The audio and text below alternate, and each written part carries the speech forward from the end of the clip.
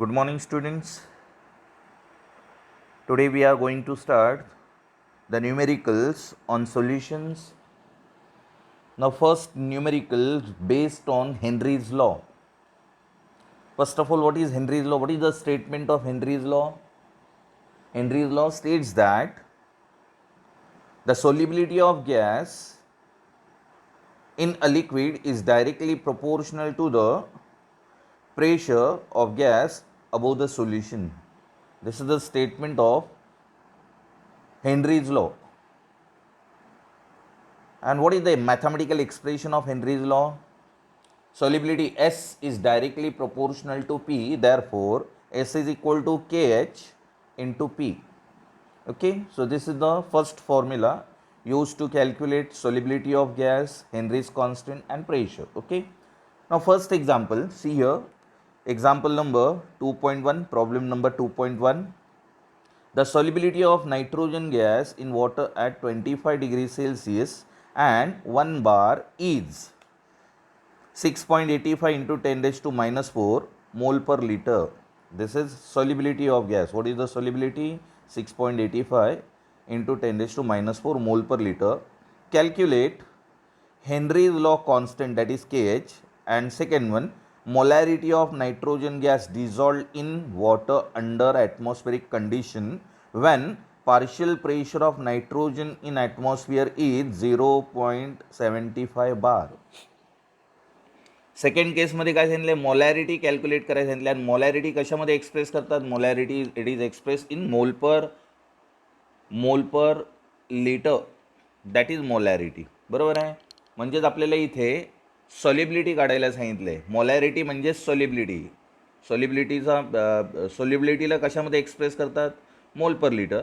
आणि मोलॅरिटीसुद्धा मोल पर लिटरमध्ये आहे. म्हणजेच आपल्याला इथे मोलॅरिटी काढायचं म्हणजे सॉल्युबिलिटी काढायची. पहिल्या केसमध्ये तुम्हाला प्रेशर दिलेला आहे सॉल्युबिलिटी दिलेली आहे 6.85 इंटू 10 रेज टू मायनस 4 आणि प्रेशर दिलेला आहे 1 बार. त्याच्यावरून आधी आपण काय काढूया? हेनरीज कॉन्स्टंट काढूया. So KH is equal to S upon P. So S is 6.85 into 10 raise to minus 4 mole per decimetre cube and pressure is 1 bar.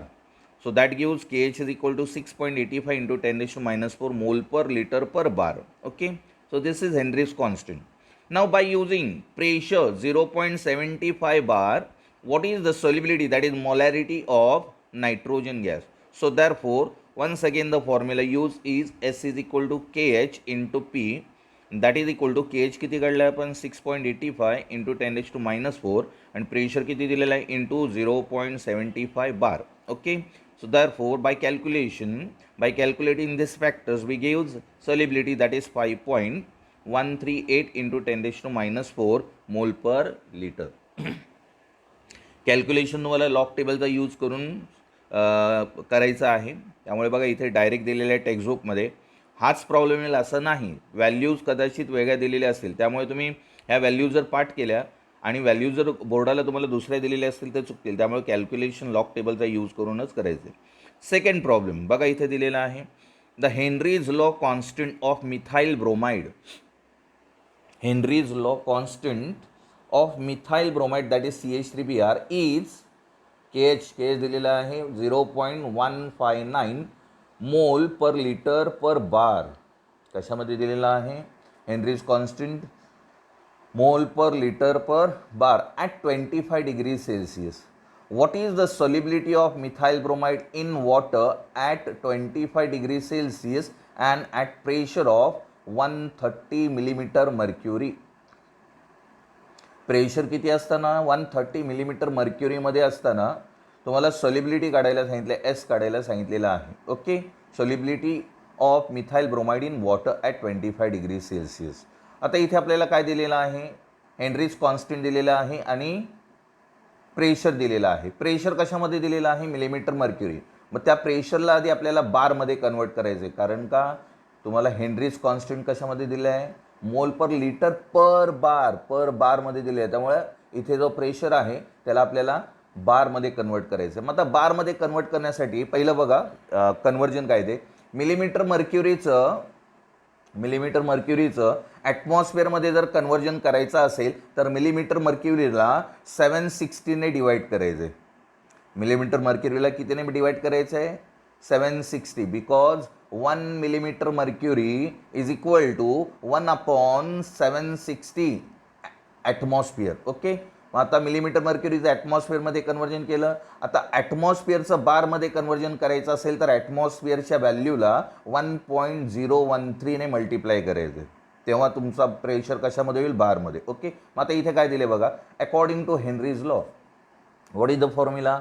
S is equal to K H into P. Okay, so K H किती दिलेला आहे? 0.159 mole per litre per bar. Okay, so pressure किती दिलेला आहे? 130 millimetre mercury. मग millimetre मर्क्युरीचं ॲटमॉस्फिअरमध्ये conversion करण्यासाठी 760ने डिवाइड करायचं आहे, म्हणूनच 130 millimetre mercury into 1/760 millimetre mercury per atmosphere. Okay, so therefore डिवायडेशन केल्यानंतर 130ला 760ने डिवाइड केल्यानंतर किती आन्सर येतं आहे? 0.171 ॲटमॉस्फिअर. ओके, कॅल्क्युलेशन लॉगने करायचं आहे. आता ॲटमॉस्फिअरचं कन्व्हर्जन बारमध्ये करण्यासाठी ॲटमॉस्फिअरच्या व्हॅल्यूला कितीने मल्टिप्लाय करायचं आहे? 1.013ने मल्टिप्लाय करायचं आहे. मग आता 0.171 atmosphere into 1.013 bar per atmosphere, that gives 0.173. किती आन्सर येते? 0.173.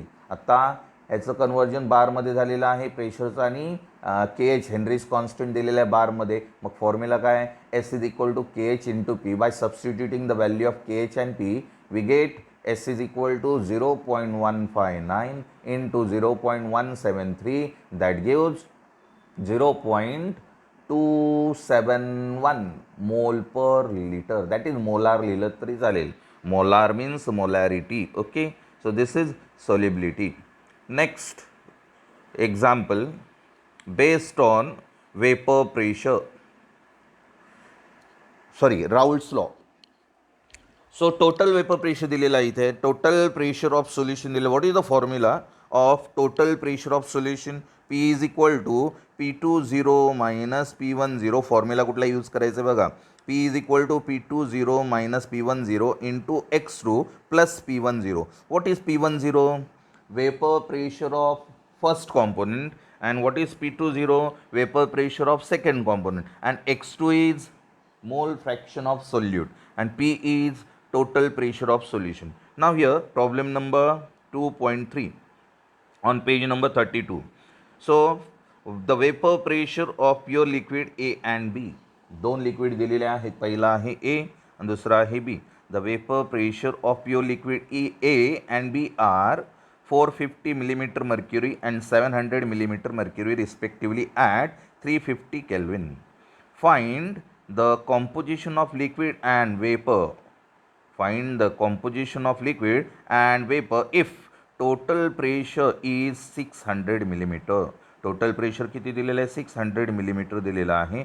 ए कॉम्पोनंटचा वेपर प्रेशर दिलेला आहे 450. बी कॉम्पोनंटचा वेपर प्रेशर दिलेला आहे 750 millimetre mercury. Okay, now solution बघा काय. Compositions of A and B in the solutions are x1 and x2. x1 and x2 means mole fractions of component A and B, that is composition. Compositions of A and B in the solutions are x1 and x2. So therefore total pressure is equal to P20 minus P10 into x2 plus P10. हे expression आपण थिअरीमध्ये पाहिलेलं आहे. Okay, so therefore P10 given value दिलेत. P10 450, P20 700, P is equal to total pressure is 600. Okay, so hence by substituting all the values in the above formula, we get 600 millimeter mercury is equal to 700 millimeter mercury minus 450 millimeter mercury into x2 plus 450 millimeter mercury. So it's a simplification केल्यानंतर 600 millimeter mercury is equal to 250 x2 plus 450. Okay, आता पुढे बघा. आता 450ला लेफ्टला नेल्यानंतर काय येईल? 600 minus 450 is equal to 150. That is equal to 250 x2. Now finally x2 is equal to 150 divided by 250, that is 0.6. Okay, now what is the mole fractions of all the components in the solution. सोल्युशनमध्ये जेवढे components असतात त्या कॉम्पोनंटचं मोल fraction काय येतं, x1 plus x2 is equal to 1. So therefore x1 is equal to काय सांगा, x1 is equal to 1 minus x2. So therefore 1 minus x2 is 0.6, that is equal to 0.4. Now second factor, compositions of A and B in vapor are y1 and y2 respectively. समजा जर ए आणि बी मध्ये कॉम्पोजिशन्स y1 आणि y2 असतील तर compositions of A and B in vapour are y1 and y2 respectively. So therefore vapour pressure of component A is equal to y1p. y1 is the component vapor pressure vapor of component A. So P1 is equal to Y1 into P and P2 is equal to Y2 into P. And but we know that P1 is equal to P10 x1 and P2 is equal to P20 x2. बरोबर आहे का? This is the statement of Raoult's law. The vapor pressure of, what is the statement of Raoult's law? The vapor pressure of any volatile component of a solution is the product of vapor pressure of pure component and mole fraction of that component in the solution. म्हणजेच P1 is equal to P10 x1 and P2 is equal to P20 x2. पण P1 ची value काय आहे, P1 is equal to Y1P and P2 is equal to Y2P. मग आता इथे खाली दिले बघा. So therefore Y1 is equal to y1 is equal to P1 upon P.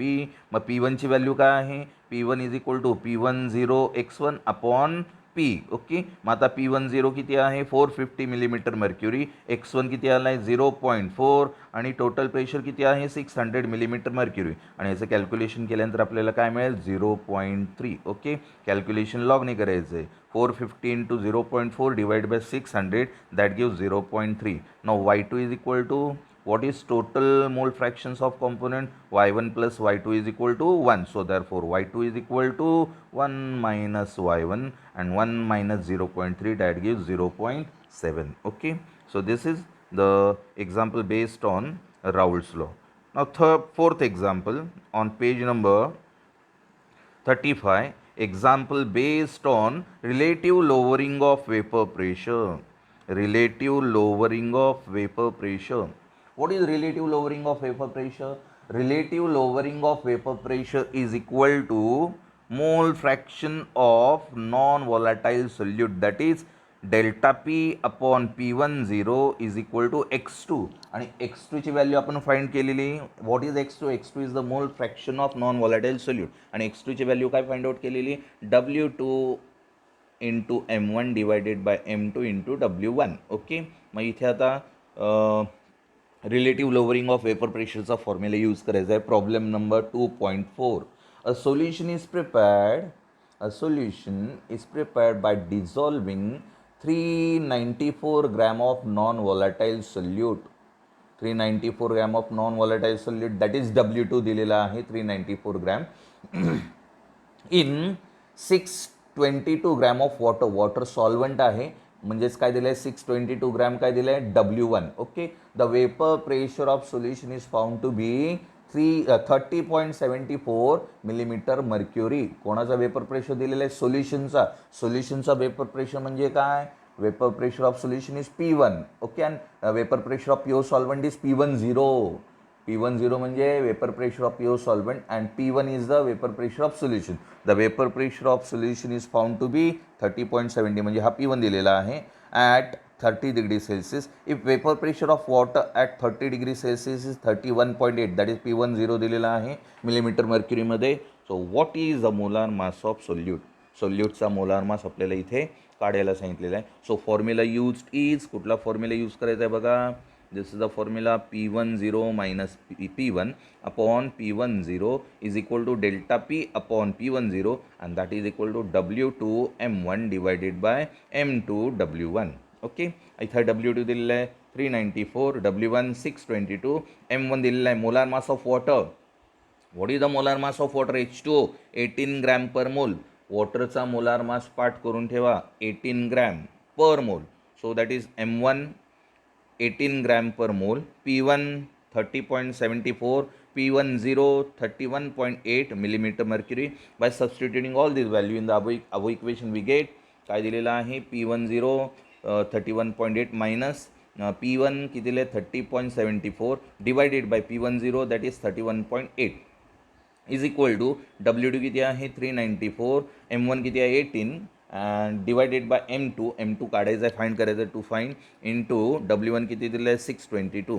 Now substitution या लेफ्ट हँड साईडला ज्या व्हॅल्यू आहेत त्याचं कॅल्क्युलेशन केल्यानंतर किती आन्सर येतं 31.8 minus 30.74 divided by 31.8 त्याचा आन्सर येतं आहे 0.0333 and is equal to right hand साईडची व्हॅल्यू किती येते 394 इंटू 18 डिवायडेड बाय 622 त्याचा आन्सर येते 11.4 gram per mole. Okay, calculation लॉगनी करायचं आहे. ओके, तर डायरेक्ट कॅल्क्युलेशन दिलेलं आहे.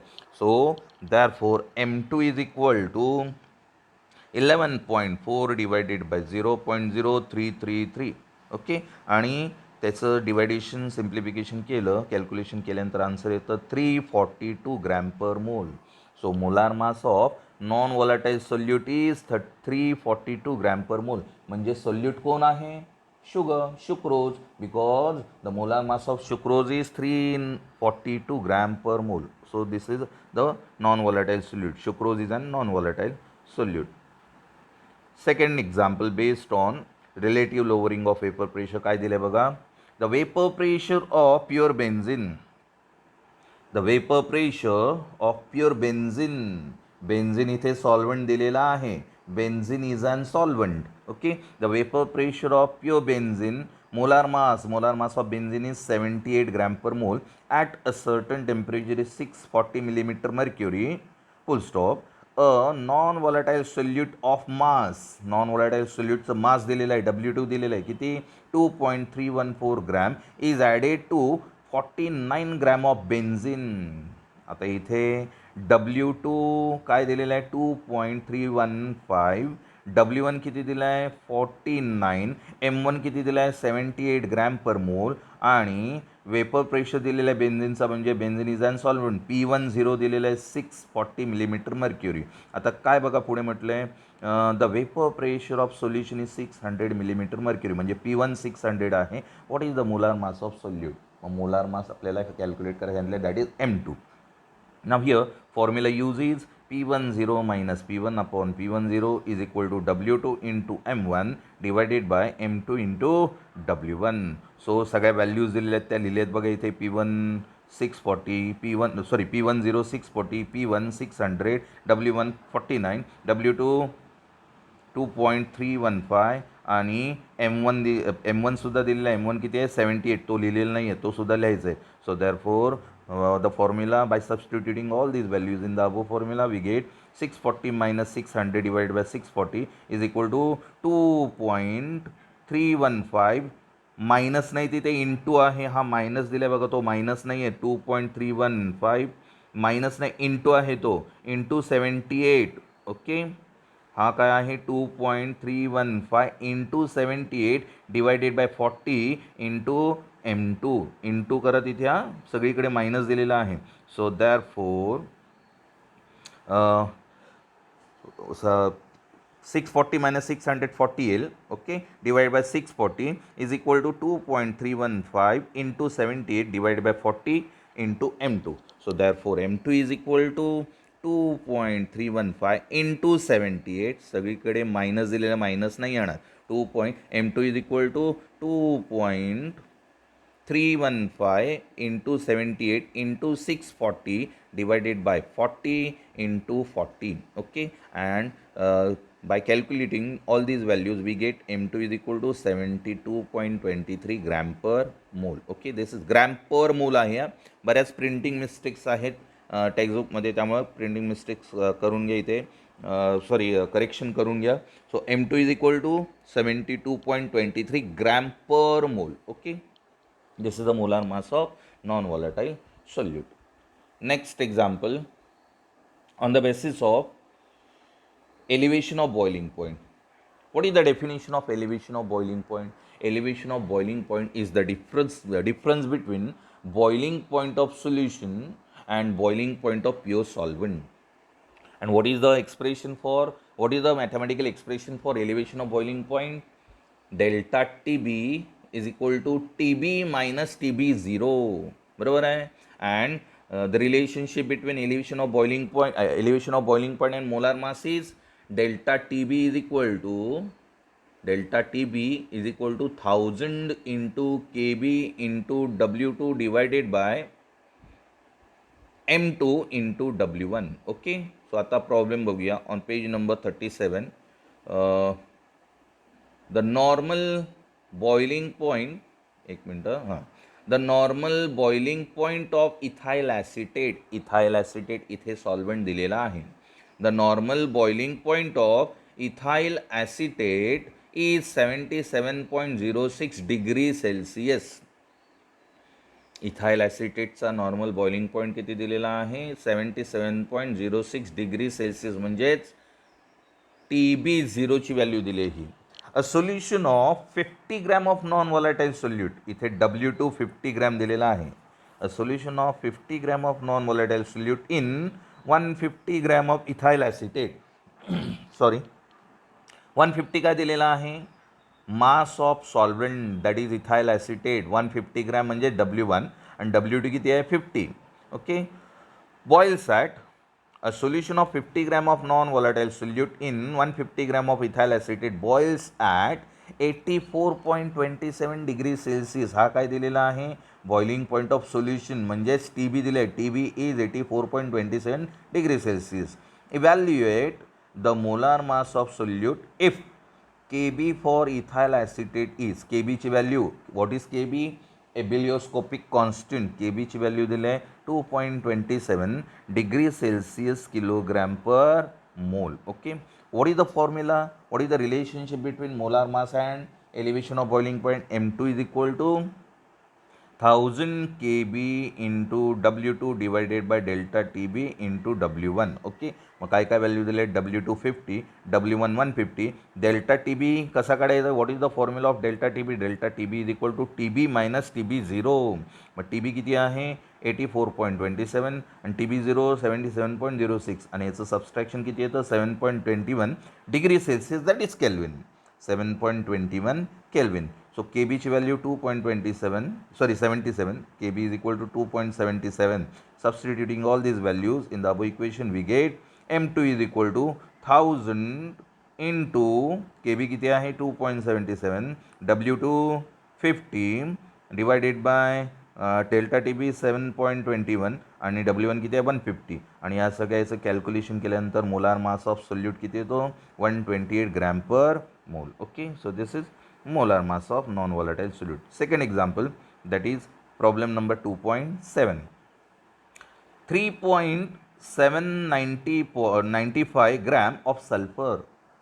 3.795 gram of sulfur is dissolved in 100 gram of carbon disulfide. Carbon disulfide means CH2. 3.795 gram of sulfur is dissolved in, sulfur का आहे? Solute आहे. And dissolved in 100 gram of carbon disulfide. Carbon disulfide is an solvent.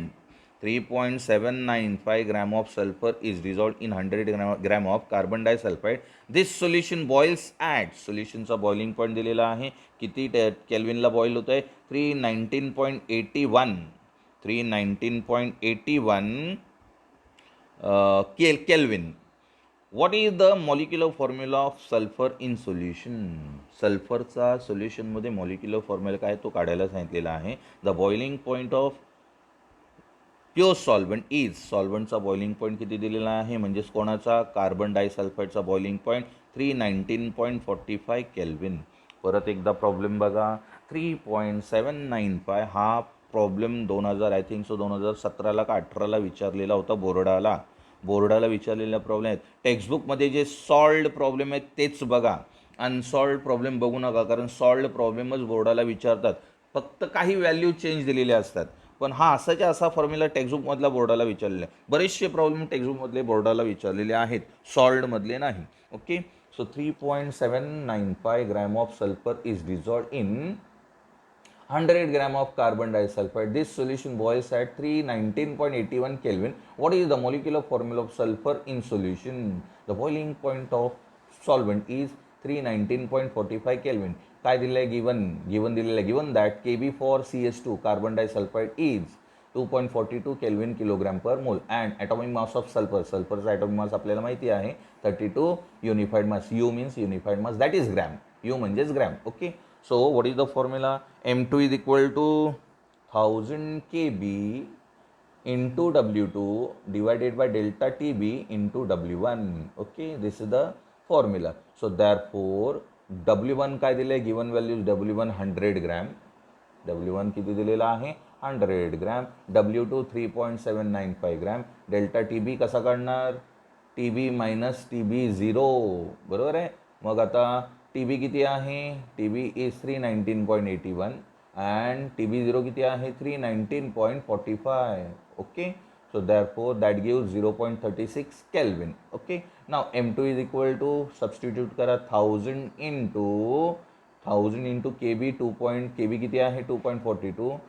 W2 किती आहे? 3.795. Delta TB किती आहे? 0.36 and W1 किती आहे? 1000. आणि याचं कॅल्क्युलेशन केल्यानंतर सगळे कॅल्क्युलेशन लॉगनी करायचे आहे. इथे विदाउट लॉगनी कॅल्क्युलेशन दिलेलं आहे. Okay, so M2 is equal to 255.10 gram per mole, molar मास आला. आता ॲटॉमिक मास किती आहे सल्फरचा? 32 ग्रॅम. बरोबर आहे. मग आता मोलार मासला ॲटॉमिक मासने डिवाइड केल्यानंतर काय मिळेल? Number of atoms. मॉलिक्यूलमधले number of atoms find out करायचे असतील, to calculate the number of atoms in molecules divide molar mass by atomic mass. So therefore number of atoms in a molecule of sulfur is equal to काय आहे? number of atoms in a molecule of sulfur is equal to molar mass of sulfur divided by atomic mass of sulfur, that is equal to 255.1 divided by 32, that gives 7.92, and 7.92 it is approximate 8. So therefore the molecular formula would be S8 in CS2. सल्फरचा CS2 मध्ये molecular formula काय असेल? S8. Okay, so this is example, important example. Next example, that is example based on freezing point. Freezing point पहिलं काय दिलं बघा problem, page number 38. Page number 30वरचा problem बघा. Problem number 2.8. Problem number 2.8 हा last problem घेतो आणि आपण इथे थांबूया. मग 1.02 gram of urea when dissolved in 98.5 gram of certain solvent decreases its freezing point by 0.211 Kelvin. बघा, हे पहिलं सोल्युशन आहे. इथे दोन सोल्युशन वेगवेगळे दिलेले आहेत. एक युरिया सोल्युशन दिलेलं आहे आणि दुसरा अननोन कंपाऊंडचं सोल्युशन दिलेलं आहे. मग पहिलं काय दिलं आहे? 1.02 gram of urea when dissolved in 1.02 gram of urea when dissolved in 98.5 gram of certain solvent. Solvent काय आहे ते दिलेलं नाही, पण त्याचं मास दिलेलं आहे 98.5 ग्रॅम. Okay, solvent decreases. आता सोल्यूटला सॉल्वंटमध्ये टाकल्यानंतर फ्रीजिंग पॉईंट काय होतो? डिक्रीज होतो. When non volatile solute dissolved in pure solvent, vapour pressure decreases, boiling point increases, freezing point decreases. बरोबर आहे. 3 पॉईंट लक्षात ठेवा. सो certain solvent decreases its freezing point by 0.211 Kelvin. आता दुसरं सोल्युशन काय दिले बघा. 1.609 gram of unknown compound when dissolved in 86 gram of same solvent. दोन्हीही सोल्युशनमध्ये सॉल्वंट सेम आहे. 1.609 gram of unknown compound when dissolved in 86 gram of same solvent depresses म्हणजेच decreases. Depression म्हणजे decrease. Okay, depresses the freezing point by 0.34 Kelvin. Calculate the molar mass of unknown compound. Unknown कंपाऊंडचा molar mass काढायला सांगितलं आहे. युरियाचा molar mass किती? What is the molar mass of urea? Molar mass of urea is 60 gram per मोल. आता solution बघा. पहिलं युरिया सोल्युशनमध्ये काय काय दिलेलं आहे? For urea solution W2 is 1.02 gram, W1 is equal to 98.5 gram. Delta TF किती दिलेला आहे? Depression in freezing point, decreases is freezing point म्हणजेच डेल्टा TF किती दिलं आहे? 0.211 केल्विन. आणि मोलार मास ऑफ युरिया किती दिलं आहे? 60 ग्रॅम पर मोल. आता याच्यावरून, या व्हॅल्यूवरून KF ची व्हॅल्यू काढूया. KF is cryoscopic constant K F हा सेम असेल दोन्ही सोल्युशनला.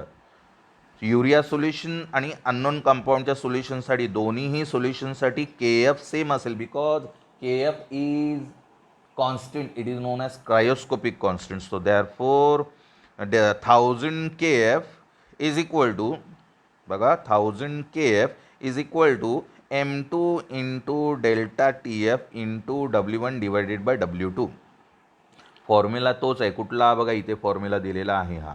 M2 इज इक्वल टू, हा बघा हा formula, M2 is equal to 1000 K F into W2 divided by delta T F into W1. मग आता 1000 के एफ इथे दिलेलं आहे, त्याचं कन्वर्जन 1000 के एफमध्ये केलेलं आहे. सो 1000 के एफ, 1 मिनिट, हां, 1000 K F is equal to M2 into delta T F into W1 divided by W2. बरोबर आहे. आता इथे युरियाच्या ज्या व्हॅल्यू आहेत त्या व्हॅल्यू टाकूया.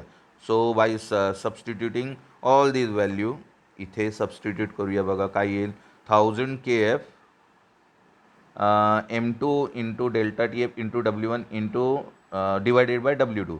आता युरियाची व्हॅल्यू इथे टाकूया. काय येईल युरियाची व्हॅल्यू? बघा 60 into 0.211 into 98.5 divided by W2 किती आहे? 1.02 ग्रॅम. आता इथे M2, आता अननोन कंपाऊंडची व्हॅल्यू टाकूया. अननोन कंपाऊंडची व्हॅल्यू इथे दिलेल्या आहेत, बरोबर आहेत, ह्या अननोन कंपाऊंडच्या. त्याचीसुद्धा व्हॅल्यू टाकून बघूया. 1000 के एफ कॅन्सल होईल, म्हणजेच काय?